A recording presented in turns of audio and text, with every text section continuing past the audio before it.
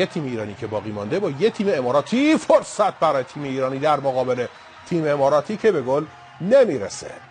نگاه کنیم ضربه خوبی رو میزنه حمودی. ببینیم از این توپ چه استفاده میکنه. در نهایت جباری میبره برای حرکت و برای ضربه از راه دور. نکنم یه بار فرصت، حالا ضربه رو میزنه جواد.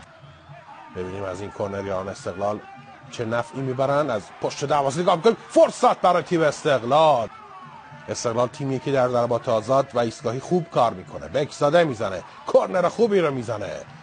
اونجور که تا حالا پیش رفته بازی خطرناک تر هم داره میشه. بله گل برای تیم ارشباب و لوئیس میزنه توپو.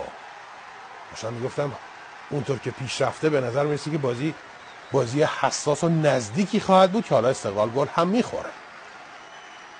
نگاه کنیم این حرکتیه که انریکه لوئیس انجام داد. خوب میزنه توپو و رحمتی که جلو هم آمده بود قادر به مهار توپ نیست. فرهاد رد میشه، مجیدی خودش حالا یه بار یه فرصت هست. بازم فرهاد مجیدی حالا از اون طرف یه ضربه تو کارو تمام بکنه. فرصت و توی دروازه به گل میرسیم. حالا ما ساموئل نتیجه رو مساوی میکنه و قدرت تیم استقلال رو دوباره به آسیا نشان میده.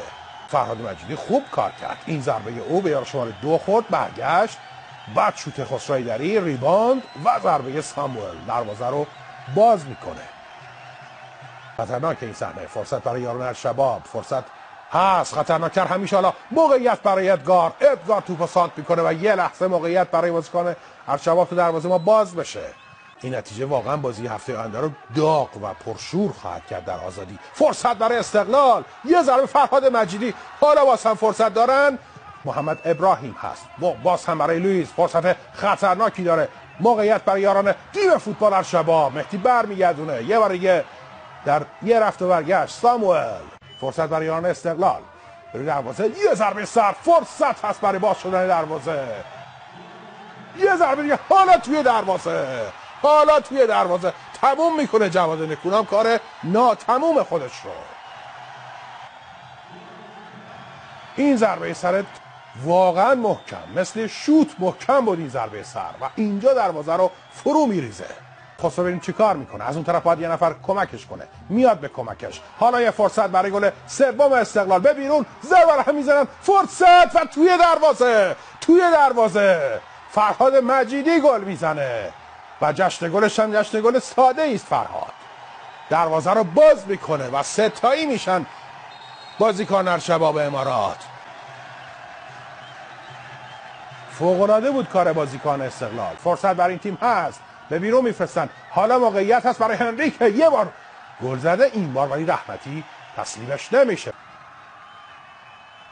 با الحمدی یه ضربه، مهدی رحمتی خیلی خوب کنترل میکنه. یه بار دیگه هنریک، ضربه سر، باز هم مهدی رحمتی. هنریک لوئیس، یه ضربه سر توی دروازه. حالا یه ذره دیگه بازی دوباره به شکل خطرناکش برمیگرده. صحنه رو ببینید. باز هم فرصت، یه بار دیگه ضربه. حالا موقعیت برای زدن گل. روی خط توپو برمیگردونه. بازم فرهاد توپو میزنه. یک کرنر دیگه میگیره. فرزاد حاتمی موقعیت داره. سانتر او، فرصت به یاران استقلال. یه ضربه توی دروازه. شاهکار خسرو حیدری در این مسابقه.